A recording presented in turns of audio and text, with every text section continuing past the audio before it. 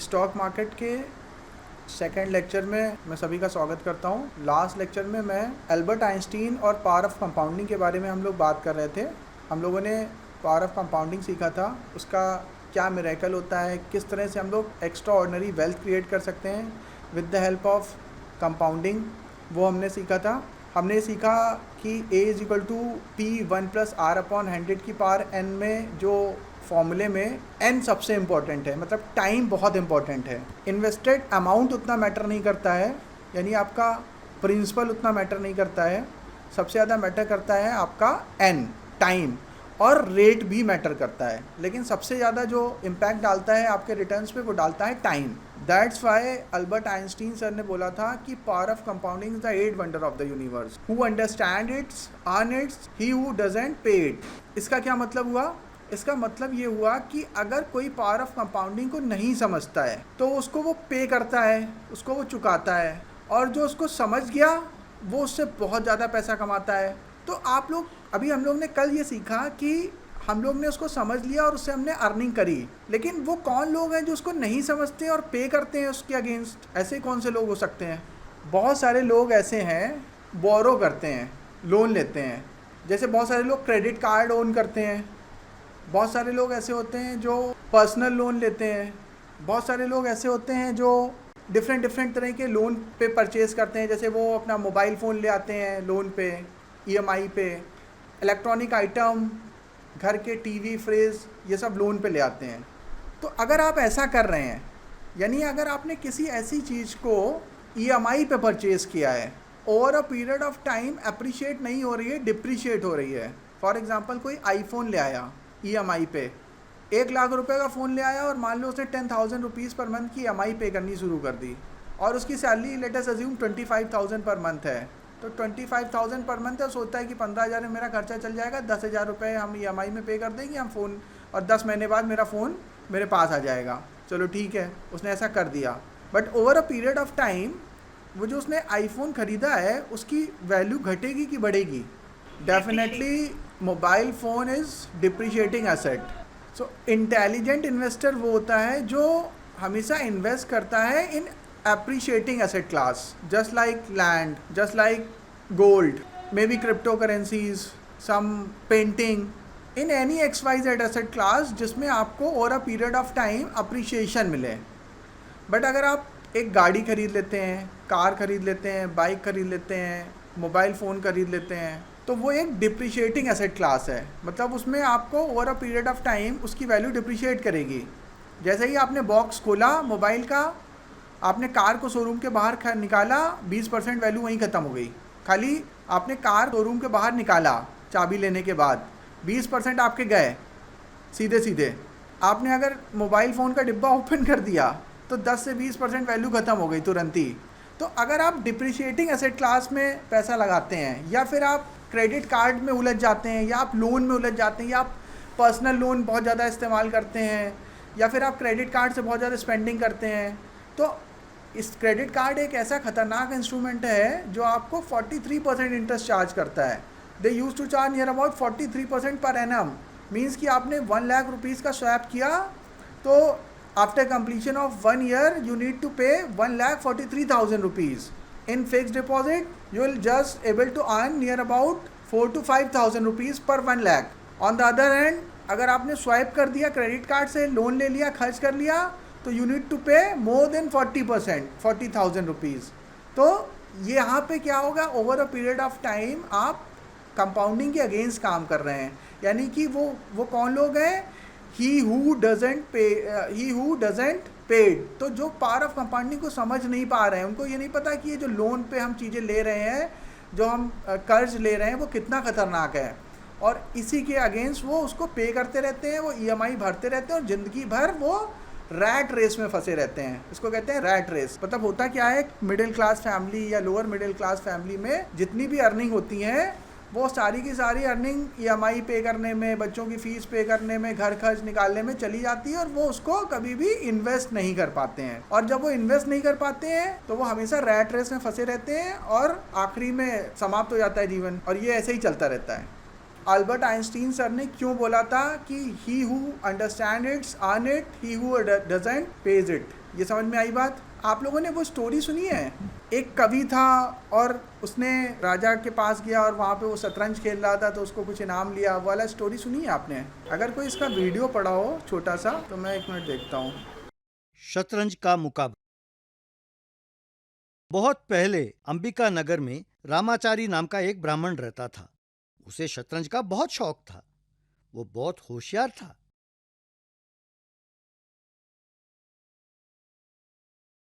उसी देश का महाराज कांति वर्मा को भी शतरंज का काफी ज्ञान था। रामाचारी ने सोचा कि अगर एक बार राजा से मेरी भेंट हो जाए तो मुझे अच्छा इनाम मिलेगा। एक दिन वो एक परिचित के मदद से राज दरबार में प्रवेश किया और उसने राजा को अपने आने का कारण बताया। तब राजा, क्या मैं तुम्हारे साथ शतरंज खेलूं और तुम्हारे जीतने पर नौकरी दूं? मुझसे शतरंज में जीतने वाला आज तक पैदा ही नहीं हुआ। चलो हो जाए मुकाबला। तब दोनों ने खेल शुरू किया। दोनों अच्छे खिलाड़ी थे, इसीलिए एक से बेहतर एक चाल चल रहे थे। शाम हुई तो महाराज ने कहा, रामाचारी, आज खेल यहीं रोक देते हैं। कल जहां रुके वहीं से शुरू करते हैं। रामाचारी मान गया और चला गया। महाराज को नींद नहीं आ रही थी। शतरंज की ओर देखता हुआ चाल के बारे में ही सोच रहा था। तो महाराज ने सिपाही को बुलाया। मैं कल तक नहीं रुक सकता, अभी खेलना चाहता हूं। जाओ तुरंत रामाचारी को ले आओ। सिपाही गया और थोड़ी देर बाद लौटा और, महाराज, वो आपके भेजे हुए घोड़े पर आने से इनकार कर रहा है। कहता है हाथी भेजो तो आएगा। उसने ऐसा क्यों कहा? यह सोचकर महाराज ने शतरंज की ओर देखा और, अच्छा, वो कहना चाहता है कि मुझे घोड़े की नहीं हाथी का चाल चलना चाहिए, तभी मेरी विजय निश्चित है। सही है। अगले दिन महाराज, शाबाश रामाचारी, शतरंज के मुकाबले में तुमसे बेहतर कोई नहीं। यहां की नौकरी बहुत छोटी है, कोई बड़ी इच्छा हो तो बताओ। महाराज धन्यवाद, बस मुझे आपके पास एक छोटी नौकरी चाहिए। चूंकि आप पूछ रहे हो तो आप मुझे धान के बीज दे दो। महाराज, धान के बीज? ये कौन सी बड़ी बात है, बोलो कितना चाहिए? मुझे शतरंज के पहले खाने में 1 बीज, दूसरे खाने में 2 बीज, तीसरे खाने में 4 बीज, चौथे खाने में 8 बीज, इस तरह आप देते हुए आखिरी खाने में जितने दाने बनते हैं मुझे दिलवा दें। थोड़ी देर के बाद मंत्री, महाराज, इसके कहे अनुसार यदि हम बीज देना शुरू करें तो अपने देश के सारे धान खाली हो जाएंगे, पर इसकी मांग पूरी नहीं होगी। तब महाराज को रामाचारी की बुद्धिमानी का ज्ञात हुआ। महाराज, रामाचारी, तुम वाकई बुद्धिमान हो। अब मैं इस देश की बागडोर तुम्हारे हाथ में सौंपता हूं। तुम्हें मेरे विशेष सलाहकार के रूप में घोषित करता हूं। तुम्हें मंजूर है? बिल्कुल महाराज, मैं तो एक छोटी सी नौकरी के लिए आया था, आपने इतनी बड़ी जिम्मेदारी सौंपा है, बहुत धन्यवाद। तो बच्चों, यदि हम अपनी कुशलता को एकाग्रित हो प्रयोग करें तो विजय अपनी निश्चित है। कहानी अच्छी लगी? रियल एस्टेट और अगर हम लोग कंपेयर करें इक्विटी मार्केट में तो ये हम पाएंगे कि इक्विटी मार्केट जनरली 15% का रिटर्न बनाता है और रियल एस्टेट आपको 7 से 10% का रिटर्न बना के देता है over a period of time. लेकिन अब इधर पिछले 4-5 साल में वो भी नहीं दिया, नेगेटिव रिटर्न है कई जगह। कुछ खास स्ट्रेटेजिक लोकेशन पे तो 7-8% का रिटर्न दिया है उसने लंबे समय में, अदरवाइज बहुत ज़्यादा लंबे समय में रियल एस्टेट ने नेगेटिव रिटर्न्स दिए हैं इधर कुछ 2-3 सालों में। अगर किसी को रियल एस्टेट में इन्वेस्ट करना है तो उसको लैंड परचेज करनी चाहिए instead of purchasing flat big ticket size bungalow और डुप्लेक्स, क्योंकि लैंड का प्राइस फिर भी अप्रिशिएट करता है। अगर आपने फ्लैट खरीद लिया तो फ्लैट इस समय अप्रिशिएट नहीं कर रहे हैं, क्योंकि ऑलरेडी हमारे देश में अगले कई सालों की इन्वेंट्री पाइलअप है, तो बहुत ज़्यादा मतलब स्कोप नहीं है उसका ग्रोथ का। और एक चीज़ और दिक्कत हो रही है कि जब किसी देश में पॉपुलेशन बहुत तेज़ी से बढ़ रही होती है तब रियल एस्टेट के दाम बहुत तेज़ी से बढ़ते हैं।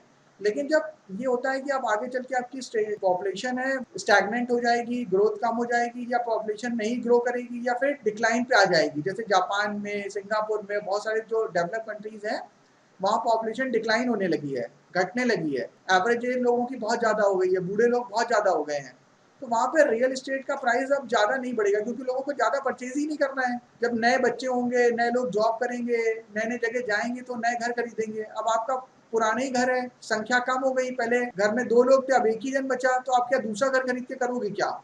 वही घर खाली पड़ा है या आपके 2 घर खाली पड़े हैं।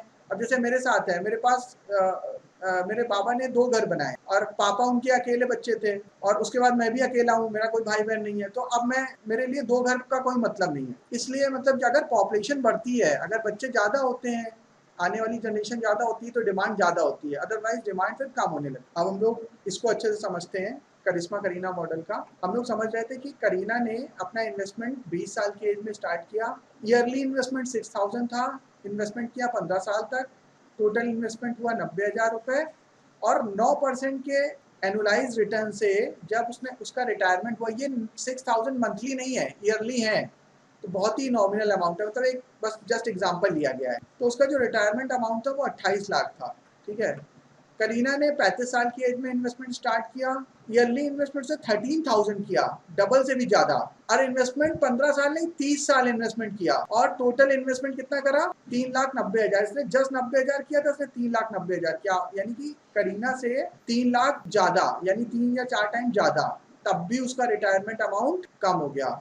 इसका क्या रीजन है? लोगों ने पढ़ा था कंपाउंडिंग के फॉर्मूले में कि A = P1 + R/100 की पावर n होता है, तो अर्ली इन्वेस्टमेंट फैक्टर करता है, ये हम लोग कल भी डिस्कस कर चुके थे। तो ये तो एक नॉर्मल। अब एक और अच्छा ऐसा एग्जांपल ले लेते हैं, ये ज्यादा जेन्युइन एग्जांपल है। एग्जांपल ये है mister Saxena and mister Gupta का। 2 लोग हैं, मिस्टर सक्सेना, मिस्टर गुप्ता थोड़ा ज्यादा स्मार्ट है, ठीक है, मिस्टर सक्सेना। अब इसमें हम लोग देखते हैं कि किस तरह से लोग who act smarter for his retirement. देखिए मिस्टर सक्सेना ने क्या किया कि 35 साल की एज में उनको लगा कि अब उनको रिटायरमेंट के लिए प्लानिंग करनी चाहिए। उन्होंने मंथली सिर्फ स्टार्ट करी 15,000 रुपीज़ की, जबकि मिस्टर गुप्ता उन्होंने 25 साल की एज पे जैसे ही मतलब उन्होंने कमाना शुरू किया, जैसे ही वो पास आउट हुए, MBA किया, उन्होंने जॉब मिली, वैसे ही उन्होंने इन्वेस्टमेंट शुरू कर दिया।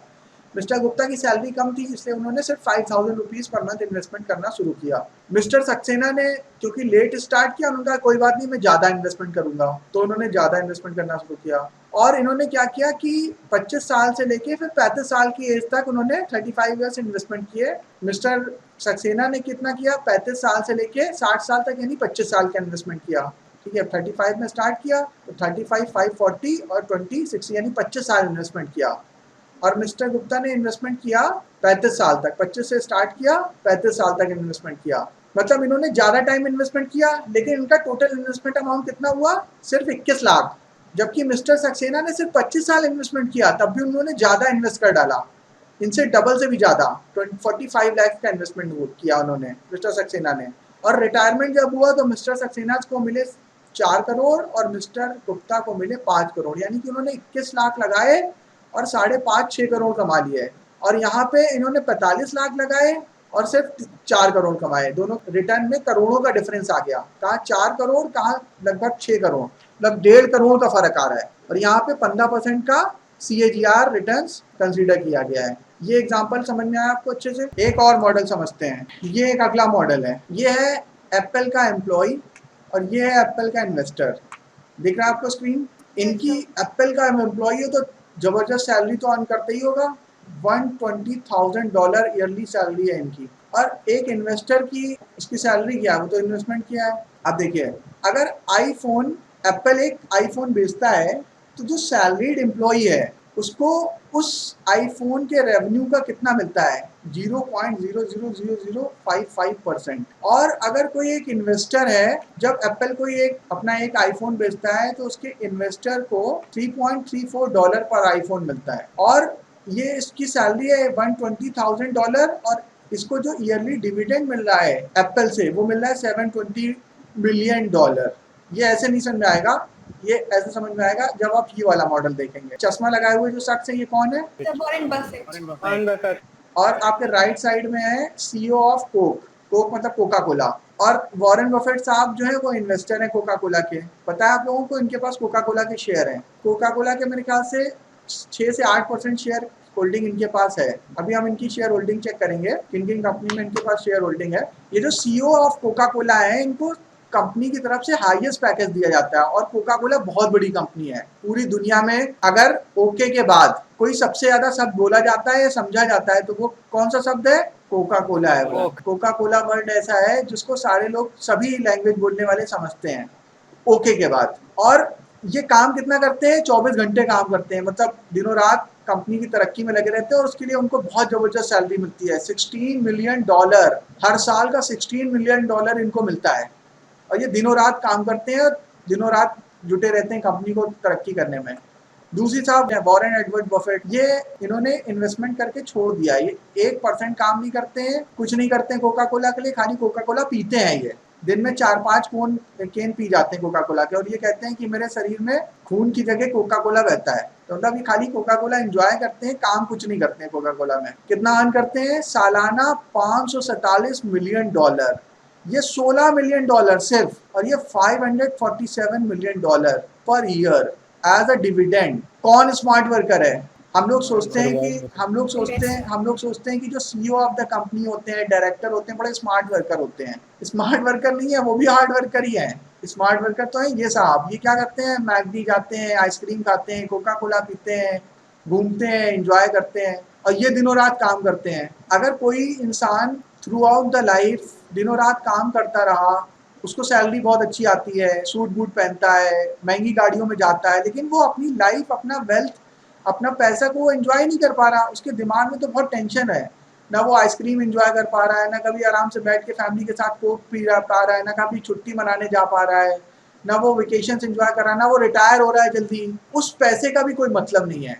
वो तो ऐसा हो गया कि जैसे कि सांप को एक खजाने पे बिठा दिया गया, जिसका उसको कोई एडवांटेज नहीं मिल रहा है, खाली वो बैठा हुआ है बस वहाँ पे। स्मार्ट वर्कर या जो स्मार्ट तरीका है काम करने का, वो ये है कि आप उस कंपनी को ओन करो, उस कंपनी में नौकरी मत करो। ये कोर्स जो है, जो आपको सिखा रहा है, सिखाएगा कि आपको इसके लिए परेशान नहीं होना है कि मुझे गूगल में जॉब मिल जाए, मुझे एप्पल में जॉब मिल जाए। आपको ये सोचना है कि मैं Google, Apple, Alphabet, Facebook, Coca Cola, Gillette, Procter and Gamble, Nestle, इनके कितने ज़्यादा से ज़्यादा शेयर खरीद के अपने पोर्टफोलियो में ऐड कर पाऊँ, ताकि मुझे डिविडेंड से इतनी अर्निंग आती रहे जितने कि कई सौ लोगों को उनकी सैलरी से अर्निंग आती है। कंसेप्ट समझ में आया आपको? Investor versus employ. अमेरिका में जो पेप्सी या कोका कोला है, वो इंडिया में क्यों इन्वेस्ट कर रही है? हमारी कंपनियां क्यों नहीं अमेरिका में इन्वेस्ट कर रही हैं? ठीक है। और अगर उनकी कंपनियां हमारे कंट्री में इन्वेस्ट कर रही हैं और यहाँ से वो पानी, यहीं का पानी बॉटल में पैक करती हैं और फ्री का पानी हमें 20 रुपये लीटर बेच देती हैं, या 10 रुपये लीटर या 20 रुपये लीटर कुछ भी बेच देती हैं। ठीक है। तो और हम उनको खरीद लेते हैं, यहीं के आलू परचेज करते हैं, वहीं पे वो चिप्स बना के उसको 2000 रुपीज़ पर केजी, 3000 रुपीज़ पर केजी के हिसाब से बेचते हैं। अगर कभी आप अंकल चिप्स या जो लेस खाते हैं, उसमें उसका एक बार कैलकुलेट करिएगा कि 1 केजी का क्या प्राइस पड़ रहा है, तो मेरे ख्याल से 2000 से नीचे तो नहीं आएगा कहीं से भी। मतलब वो 2 रुपये, 5 रुपये किलो, 10 रुपये किलो आलू खरीदते हैं, उसको हमें 2000 रुपये का बेच देते हैं चिप्स बना के। उसमें भी कुछ करना नहीं है, उसमें हवा भरी होती है पैकेट के अंदर। तो आप ये सोचो कि इसकी वजह से अमेरिका इकोनॉमिकल सुपर पावर है और हम लोग जो है वो गरीब होते जा रहे हैं। तो हमें क्या करना है? हमें उनके प्रोडक्ट नहीं खरीदने, हम उनके शेयर खरीदने हैं। प्रोडक्ट हमें अपनी कंपनियों पे खरीदने हैं ताकि हमारा पैसा हमारे देश में रहे और हमारी कंपनियां बड़ी हो, फिर हम अपनी कंपनियों में इन्वेस्टमेंट करेंगे ना, और हमारी कंपनियां फिर बड़ी होंगी तो हमारे देश में ज़्यादा पैसा आएगा। तो बहुत सारे लोगों को एम्प्लॉयमेंट देता है, बहुत सारे लोगों को फ्रेंचाइजी दे रखा है बॉटलिंग के लिए। लेकिन मैं ये कह रहा हूँ कि अगर इतनी बड़ी और इतना फेमस कोई इंडियन ब्रांड होगा तो वो भी तो देगा ना। मैं आपको स्टोरी सुनाता हूँ एक, आपको नहीं पता होगा। सबसे ज़्यादा बिकने वाला कार्बोनेटेड कोल्ड ड्रिंक कौन सा है ये बताइए पहले? थम्स अप है। सबसे ज़्यादा इंडिया में थम्स अप बिकती है। और आपको पता है, नहीं पता होगा कि थम्स अप एक इंडियन ब्रांड था। ये ब्रांड किसके पास था? पार्ले का। मैंने स्टोरी भी बताई आपकी आप लोगों को पहले। ये तो पार्ले के पास ये ब्रांड था, लेकिन जब कोका कोला इंडिया में आई तो उसने थ्रेट दिया इनको कि मैं इतना बड़ा जाइंट हूँ, तुम्हें खा जाऊंगा। मतलब कि तुम कॉम्पीट नहीं कर पाओगे मुझसे, मैं बहुत सस्ता मार्केट में लॉन्च करूंगा और कोका कोला पूरी दुनिया में फेमस है। तो पार्ले वाले डर गए, उन्होंने डर के अपने थम्स अप, लिम्का और गोल्ड स्पॉट तीनों को भेज दिया। तो अभी इंडिया में सबसे ज़्यादा बिकने वाला कार्बोनेटेड कोल्ड ड्रिंक है थम्स अप, फिर उसके बाद लिम्का। लिम्का भी सबसे ज़्यादा बिकता है अपनी कैटेगरी में। गोल्ड स्पॉट को उन्होंने बना दिया मिरिंडा, नाम चेंज कर दिया, वो भी अपनी कैटेगरी में सबसे ज़्यादा बिकता है। तो ये इंडियन ब्रांड ही अभी भी सबसे ज़्यादा बिक रहे हैं। मतलब टेस्ट में हमारी, मतलब इसमें कोई खास इनोवेशन नहीं था। हम कोक नहीं पीते हैं, हम पेप्सी नहीं पीते हैं, हमें अच्छी नहीं लगता है। हमें इंडियन प्रोडक्ट ही अभी भी सूट कर रहा है, वो वही टेस्ट है वो जो कि पार्ले ने बनाया था, लेकिन पैसा उसका अमेरिका में जा रहा है। तो अगर ये पार्ले के पास ही होता तब भी वो ये काम करता ना, वरुण को देता और बहुत सारे एम्प्लॉय हायर करता और एडवर्टीजमेंट कराता और दूसरी कंपनियों में भी बेचता, तो और ज़्यादा एम्प्लॉयमेंट मिलता और पैसा यहीं रहता। अब मैं एक नया कंसेप्ट बताने जा रहा हूँ आपको, ठीक है? अगले 5 मिनट बहुत ध्यान से समझिएगा। ये मेरे ख्याल से अभी तक का फाइनेंशियल मैनेजमेंट और वेल्थ मैनेजमेंट का सबसे इम्पोर्टेंट कंसेप्ट होगा। ये मैंने लिया है richest man in Babylon book से। रिचेस्ट मैन इन बेबीलोन में अरकाद जो होता है और जो उसका हीरो होता है, तो ये कहता है उसका दोस्त होता है। उसमें एक स्टोरी है, फिर से स्टोरी सुनिए। देखिए उसमें क्या हुआ, रिचेस्ट मैन इन बेबीलोन में बहुत सारे लोग होते हैं, वो काम कर रहे हैं, कोई रथ बना रहा है, कोई मजदूरी कर रहा है, कोई खेती कर रहा है, कोई पत्थर तोड़ रहा है। तो वो कुछ दोस्त होते हैं, वो सब आपस में मिलते हैं, आके रीयूनियन होती है ना आपकी, जैसे पास आउट बच्चों की रीयूनियन होती है कि हम लोग मिलेंगे। अभी हम लोग प्लान कर रहे थे, हम लोग जो साथ में थे सारे, कि हम लोग रीयूनियन करेंगे। तो जितने मेरे साथ पढ़ने वाले दोस्त हैं, हम लोग सब लोग मिलेंगे एक दिन, कहीं खाए पिएंगे, मजे करेंगे, घूमेंगे। तो ऐसे वो लोग रीयूनियन करते हैं। उसमें कोई रथ बनाने का काम कर रहा होता है, कोई पत्थर तोड़ने का काम करता है, कोई घर बनाने का काम कर रहा होता है, और सारे लोग मतलब ये सर्वाइव कर रहे हैं किसी तरह से। लेकिन उन्हीं के बीच का एक और आदमी होता है, वो बहुत सक्सेसफुल होता है और वो रिचेस्ट मैन होता है बेबीलोन का। बेबीलोन एंशिएंट हिस्ट्री में, एंशिएंट टाइम में पूरी दुनिया में सबसे एक प्रॉस्परस सिटी था, बहुत अमीर देश था या शहर था, बहुत प्रॉस्परस सिटी था, वो बहुत अमीर देश था। और उसका सबसे अमीर आदमी था अरकद। वो सारे लोग कहते हैं यार ये जो अरकद था ये हमारे साथ ही रहता था, ऐसा क्या हुआ, इसको ऐसा क्या चीज़ मिली कि ये इतना अमीर हो गया और इतना सक्सेसफुल हो गया। पढ़ता तो हम लोग के साथ ही था, पढ़ने में भी कोई इतना एक्स्ट्राऑर्डिनरी नहीं था, जैसे हम लोग थे एवरेज वैसे वो भी एवरेज था। तो ऐसा क्या हुआ? तो बोलते हैं ऐसा है, वो हमारा दोस्त तो था ही, बचपन में हम साथ में रहे, अभी हम उसके संकोच की वजह से, क्योंकि इतना अमीर हो गया, हम लोग उससे मिलने नहीं जाते हैं, उससे नजरें नहीं मिला पाते हैं। तो ऐसा करते हैं एक बार उससे मिलने चलते हैं और उससे कहेंगे कि बताओ अपनी सफलता का राज, कि तुम इतने सक्सेसफुल कैसे हो गए। तो सारे के सारे लोग अरकत के पास जाते हैं मिलने के लिए उससे। जब उसके पास जाते हैं तो वो उन सबको बहुत अच्छे से बुलाता है, ग्रीट करता है, बैठाता है, चाय नाश्ता कराता है। फिर वो लोग पूछते हैं कि अरकत ऐसा क्या था कि हम लोग तो साथ में पढ़ते थे, साथ में खेलते थे, हम लोग को बचपन में ऐसा कुछ नहीं लगा कि तुम बहुत ज़्यादा एक्स्ट्रा ऑर्डिनरी हो या एक्स्ट्रा इंटेलिजेंट हो, जैसे हमें नॉलेज था वैसे तुम्हें भी नॉलेज था, इतने सक्सेसफुल कैसे हो गए। तो उसने उसने फिर से एक स्टोरी बताई। बोले कि मैंने ये एक चीज़ किसी से सीखी है। बोले जब मैंने पढ़ाई अपनी कंप्लीट कर ली तो मैं एक शॉप में नौकरी करने लगा। उस शॉप में हम लोग क्या करते थे कि हम लोग मोहरें बनाते थे। मतलब पहले एंशिएंट टाइम में क्या होता था कि जैसे किसी को कुछ लिखना होता था तो वो मिट्टी में या तांबे की पत्तियों पे हथौड़े से ठोक ठोक के लिखता था। जैसे आपने देखा होगा किसी घर पे कोई बर्तन लाते हैं, नहीं, बर्तन में नाम लिखा लेते हैं, तो बर्तन में जो नाम लिखते हैं वो कैसे लिखते हैं, हथौड़े से एक बारीक कील होती थी, तो कील से ठोक ठोक ठोक के उससे लिखा जाता था। मिट्टी पे लिखते थे, फिर मिट्टी को उसको पका दिया जाता था तो वो फिक्स हो जाता था, मजबूत हो जाता था, और फिर उसको प्रिजर्व कर लेते थे फ्यूचर के लिए। यही काम वो करता था। तो उसके पास एक अमीर आदमी आया, बहुत अमीर आदमी था वो उस समय का। तो उसने कहा कि ऐसा है, ये मोहरें कंप्लीट करानी है, इसमें जल्दी जल्दी ये चीज़ लिखना है, बहुत इंपॉर्टेंट है, बहुत अर्जेंट है। उसने कहा अगर तुम ये मुझे करके दोगे तो मैं तुम्हें बहुत सारा इनाम दूंगा। और उसने टाइम दे दिया कि तब तक करके रखना। लेकिन उसने काम किया, लेकिन वो नहीं कंप्लीट कर पाया। वो आया, वो बहुत नाराज हुआ अमीर आदमी, उसके ऊपर, हरकत के ऊपर बहुत नाराज हुआ कि अरे तुमने काम नहीं किया और ये कैसे हो गया, मुझे तो कल सुबह चाहिए था, अब क्या करूंगा, मेरा ये नुकसान हो जाएगा। बहुत नाराज हुआ। तो हरकत ने उसने माफ़ी मांगी, कहा कि सर मैं एक काम करिए, आज मैं पूरी रात काम करूंगा, मैं 1 मिनट भी नहीं रुकूंगा, मैं लगातार काम करूंगा और आपको ये सुबह काम करके दूंगा, लेकिन उसके बदले में आप मुझे क्या देंगे। तो उसने कहा मैं जो तुम कहोगे मैं दूंगा, मुझे बहुत इंपॉर्टेंट काम है ये, मैं तुम्हें बहुत पैसा दूंगा। उसका नहीं सर, मुझे पैसा नहीं चाहिए, मुझे ये बताइएगा कि आप इतने अमीर कैसे बने। अरकत ने पूछा उस आदमी से जो मोहरें बनवाने आया था। तो अरकत ने कहा ठीक है, ओके, मैं बताऊंगा तुम्हें। उसने काम किया, काम करके कंप्लीट किया, सारी रात काम करता, उसकी आंखों में एकदम लाल हो गई, हाथ उसके काम करना बंद हुआ, लेकिन वो रुका नहीं, पूरी रात उसने काम किया और कैसे भी करके सुबह काम कंप्लीट किया। जब वो अमीर आदमी आया तो उसने देखा उसका काम कंप्लीट हुआ, बहुत खुश हुआ। तो उसने कहा कि अब मुझे बताइए, मैंने आपका काम कर दिया, मेरा हाथ शरीर बहुत दर्द हो रहा है, आंखों से मुझे दिखाई अब इस समय नहीं दे रहा है, इतनी ज़्यादा नींद लग रही है, लेकिन मैंने आपका काम पूरा करके दिया है। अब मुझे सिखाइए कि आप कैसे इतने अमीर हुए। तो उन्होंने कहा ये बहुत आसान है, अगर तुम इसको फॉलो करो, मैं जो तुम्हें चीज़ें बताऊंगा तुम्हें लगेगा कि ये मैं शायद तुम्हें मूर्ख बना रहा हूँ, बट लेकिन ये इतना ही आसान है। और आप लोग भी बहुत ध्यान से सुनिएगा, अमीर बनना, वेल्थ क्रिएट करना और इन्वेस्टिंग बहुत आसान है, और इसमें कोई रॉकेट साइंस नहीं है, बहुत बेसिक है। क्या बताया उस अमीर आदमी आदमी ने हरकत को? अमीर आदमी ने ये बताया, सबसे पहले अपने आप को पे करो। तो उसने कहा कि सर जितना भी पैसा मुझे मिलता है वो मैं अपने आप ही को तो पे करता हूँ, अपने घर में खर्च करता हूँ, अपने ऊपर खर्च करता हूँ। उन्होंने कहा नहीं, जो तुम्हें भी सैलरी मिलती होगी ये काम करके, उससे तुम क्या करते हो? अपने घर का रेंट देते हो, दूध वाले को पेमेंट करते हो, सब्जी वाले को पेमेंट करते हो, कपड़े वाले को पेमेंट करते हो, घर में अगर कोई नौकर आता है या कोई आता है उसको पेमेंट करते हो।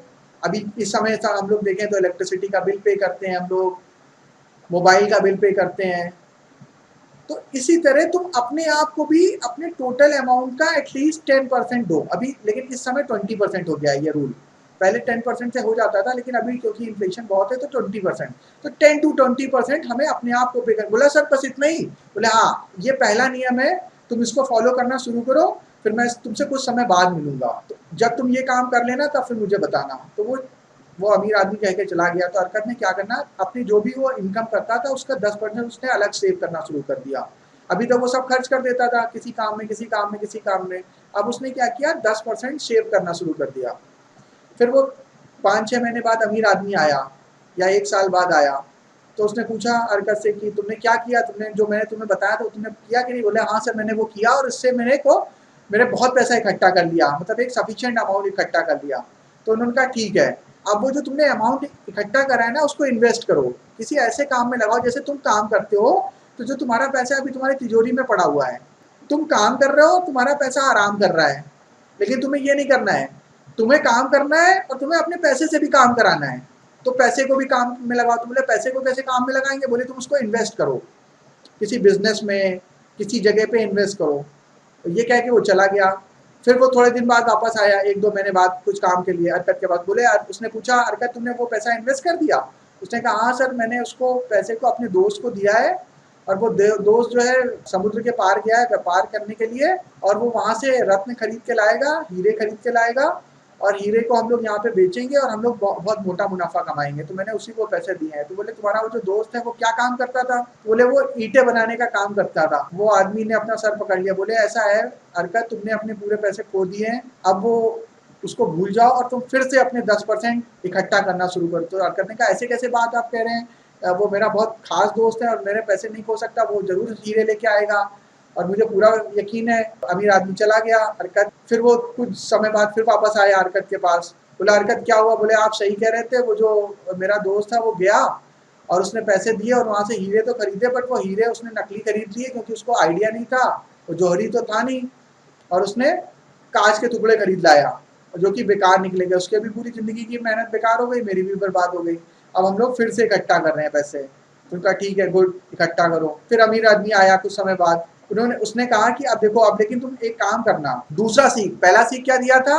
पहला इन्वेस्टमेंट का सीख होता है कि पे योर सेल्फ, अपने आप को पे करिए। दूसरा इन्वेस्टमेंट का सीख है, दूसरा मंत्र है, हमेशा एडवाइस या सलाह उससे लो जिसकी एक्सपर्टीज है अपने काम में। मतलब कि अगर एक ईंट बनाने वाला है वो डायमंड का काम नहीं कर सकता, आप उससे हीरे के बारे में सलाह नहीं ले सकते हैं। आप एक दर्जी से अपने पेट दर्द की दवा नहीं ले सकते हैं। आपको अगर दवा लेनी है, you have to visit MBBS doctor. अगर आपको एक घर बनवाना है तो आपको एक आर्किटेक्ट के पास जाना चाहिए। अगर आपको कपड़े बनवाने हैं तो आपको एक टेलर के पास जाना चाहिए। अगर आपको हीरे के बारे में या सोने के बारे में सही सलाह लेनी है, चेक कराना है, तो आपको एक ज्वेलर्स के पास जाना चाहिए, जौहरी के पास जाना चाहिए। यानी जो जिस सेक्टर का एक्सपर्ट है हमें उसी से एडवाइस लेके काम करना चाहिए। इसीलिए स्टॉक मार्केट में या फाइनेंशियल सेक्टर में फाइनेंशियल कंसल्टेंट होते हैं, फाइनेंशियल एडवाइजर होते हैं, लेकिन हमें जो अपना एडवाइजर चूज करना है। जैसे डॉक्टर तो बहुत सारे होते हैं, लेकिन आपको झोला छाप डॉक्टर के पास चले जाएंगे तो वो आपको मार देगा। तो इसलिए आपको फाइनेंशियल कंसल्टेंट भी जो चूज करना है वो जेन्युइन होना चाहिए, ट्राइड एंड टेस्टेड होना चाहिए। जिस तरह से आपका डॉक्टर भी एमबीबीएस वाला होना चाहिए, समझदार होना चाहिए, उसी तरह से आपका फाइनेंशियल कंसल्टेंट सही होना चाहिए। तो हमेशा जिंदगी में कोई भी काम करो और आपको सलाह की जरूरत हो, जैसे फॉर एग्जाम्पल आप बीबीए के बाद एमबीए करेंगे, आपने क्या किया, आपने मम्मी पापा से सलाह ले लिया, मान लो मम्मी पापा आपके वेल विशर हैं, आपको आपको बेस्ट एडवाइस देने की कोशिश करेंगे, लेकिन क्या वो इस कैपेसिटी में है कि उनको सारा पता है कि कौन कॉलेज क्या कर रहा है, कौन सा सेक्टर में बूम आ रहा है, कौन से में बस्ट आ रहा है, कहाँ पे डिमांड है, कहाँ पे सप्लाई है, कौन सी चीज़ ट्रेंड करने वाली, ये मम्मी पापा को नहीं पता। वो अपनी नॉलेज के हिसाब से आपको सलाह दे देंगे, लेकिन वो सलाह एक्सपर्ट की सलाह नहीं होगी। तो इसलिए वो आपको सलाह मम्मी पापा ने दी तब भी गलत हो सकती है, ठीक है, ये ध्यान रखना है। एक्सपर्ट एडवाइस चाहिए, इमोशनल एडवाइस नहीं लेनी है। किसी खास दोस्त से पूछ लिया, उसने बोला, वो आपको सही सलाह देने की कोशिश करेगा, बट लेकिन वो इस कैपेसिटी में नहीं होगा कि आपको सही सलाह दे पाए। तो हमेशा हमें एक्सपर्ट एडवाइस लेनी है। ये आपको इन्वेस्टमेंट का दूसरा मूल मंत्र है। उन्होंने एक्सपर्ट की एडवाइस पे इन्वेस्टमेंट किया अर्कद ने, और उसके बाद उसको उससे भी प्रॉफिट आया। फिर अमीर आदमी दोबारा काम कराने उसके पास आया, बोले अभी अर्कद क्या हाल चाल है, बोले वो जो आपने बताया था मैंने पहले अपने आप को पे किया, उससे बाद जो पैसा बना उसको मैंने इन्वेस्टमेंट किया, और इन्वेस्टमेंट करने में मुझे काफ़ी सारा प्रॉफिट हुआ। अच्छा, तो उसने अमीर आदमी पूछा, अच्छा हरकत, तो तुमने जो प्रॉफिट हुआ उसका क्या किया? उसने कहा मैंने उसके लिए उससे कपड़े खरीदे, अपने लिए घर में रंग रोगन कराया, बच्चों को मिठाइयाँ दिलाई, खिलौने दिलाए, ये सब किया उसका। तो अमीर आदमी का नहीं, आपने क्या किया, आपके पैसे को काम पे लगाया, यानी आपने अपने इन्वेस्टमेंट से जो बच्चे पैदा हुए उनको आपने मार के खा लिया, किल कर दिया उनको। आपको करना क्या है, आपको करना है वो जो बच्चे हैं उनको फिर फर्दर काम पे लगाओ, यानी कि जो आपने इन्वेस्टमेंट किया उससे जो आपको डिविडेंड मिला उसको आपको री इन्वेस्ट करना है, फिर से वापस इन्वेस्टमेंट करना है मार्केट में। तो अर्कट समझ गया। फिर उसने क्या किया, जो उसने इन्वेस्टमेंट किया था उससे जो उसको डिविडेंड मिला, जो प्रॉफिट मिला, उसने उसको खर्च नहीं किया, उससे बहुत थोड़ा पोर्शन खर्च किया और मैक्सिमम अमाउंट उसने फिर से इन्वेस्टमेंट कर दिया। अब की क्या हुआ, उसको बहुत सारा प्रॉफिट हुआ। फिर वो अमीर आदमी वापस आया उसको उसके पास। अब तीसरा नियम आप समझ गए, पहला पे योरसेल्फ, दूसरा ऑलवेज टेक एक्सपर्ट एडवाइस, तीसरा री इन्वेस्टमेंट ऑफ डिविडेंड, री इन्वेस्टमेंट ऑफ डिविडेंड। तो ये तीसरा मंत्र था। अमीर आदमी वापस आया, उसने बोला अरकद अब क्या कर रहे हो? अरकद ने कहा कि सर ये तो बहुत अच्छा था, आपने जो बताया उससे मुझे बहुत प्रॉफिट हो रहा है। तो बोले, अर्कद ने पूछा अच्छा बताइए कि ये खर्च कब करेंगे, एंजॉय कब करेंगे अपने पैसे का? तो उसने कहा इसको एंजॉय आपको तब करना है जब आपको इतना पैसा मिलने लगे कि आप उसको खर्च करो तो आपको फर्क ना पड़े। जैसे इस समय वॉरेन एडवर्ड बफेट, अभी हम लोगों ने देखा कि उनको कोका कोला से डिविडेंड कितना मिल रहा है, 547 मिलियन। इस बेचारे की सैलरी 16 मिलियन है, ये बहुत खुश हो रहा होगा कि यार मुझे 16 मिलियन का पैकेज मिलता है। अभी कितना भी खर्च करें, वॉरेन बफेट खत्म होने का क्या पैसा इनका, ये तो एक कंपनी का है। ऐसे इनकी सैकड़ों कंपनियों में इन्वेस्टमेंट है, जिलेट में भी है, एप्पल में भी है, प्रॉक्टर एंड गैम्बल में भी है, नेस्ले में भी है, पता नहीं कितनी कंपनियों में इन्वेस्टमेंट है, सबसे उनको डिविडेंड मिल रहा है। तो ये जो डिविडेंड जब आपका इतना आने लगे कि आपको उसको खर्च करने से कोई फर्क ना पड़े, तब आप आराम से खर्च कर सकते हैं, यानी तब आपने फाइनेंशियल फ्रीडम अचीव कर ली। फोर्थ मंत्र है अचीव फाइनेंशियल फ्रीडम। ये अल्टीमेट गोल होना चाहिए। मतलब आपके जो इन्वेस्टमेंट है उससे आपको इतनी पैसिव इनकम आने लगे कि अब आपको कुछ करने की जरूरत नहीं है, इतनी ज्यादा इनकम आ रही है आपके पास इन्वेस्टमेंट से कि आपके सारे एक्सपेंसेस मीट आउट हो रहे हैं, प्लस आप इंजॉय भी कर पा रहे हैं, तब भी पैसा बचा जा रहा है। तो this is called financial freedom. तो ये आपका चौथा मूल मंत्र है। ये 4 मंत्र आप फॉलो करेंगे तो आप डेफिनेटली बहुत ज़्यादा सक्सेसफुल हो जाएंगे। तो ये मैंने सीखा था रिचेस्ट मैन इन बेबीलोन से। आप इस बुक को अच्छे से पढ़ेंगे आगे चल के तो आप उसको और ज़्यादा, मैं इस बुक के ऊपर एक बुक समरी भी बनाऊंगा, उसका मैं लिंक आपको दे दूंगा वीडियो का, वो भी आप देखिएगा। तो ये यहाँ पे मैं अपनी क्लास आज ख़त्म करता हूँ। ये स्टोरी आपको मज़ेदार लगी, सीखने को मिला इससे?